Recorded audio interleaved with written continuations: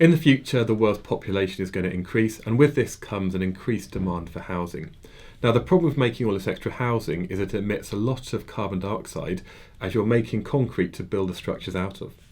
Now, the last activity from the Engineering Materials for a Greener Planet resource is all about looking at how we can maybe 3D print structures in the future. The resource guide has information for students to read through, as well as information for teachers about where you can get your 3D printer construction kit from Mindsets Online. The first part is looking at traditional materials for building buildings, so comparing the advantages and disadvantages of each of these.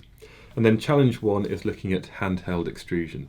This is where the students can investigate different materials, perhaps white, milk and dark chocolate. And once that material is heated up, perhaps in a microwave or over some boiling water, you can then put it into the syringe and then have a go at this handheld extrusion. In challenge 2, you're using your 3D printing rig, and what you can then do is either, again, investigate the different chocolates, or maybe try other materials like buttercream or slime or putty or something like that.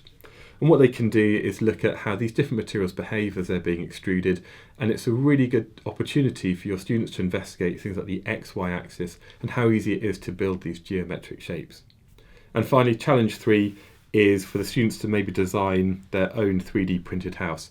So taking maybe not the chocolate idea this time, but thinking about how in the future you can make 3D printed houses which could be used around the world to house our growing population.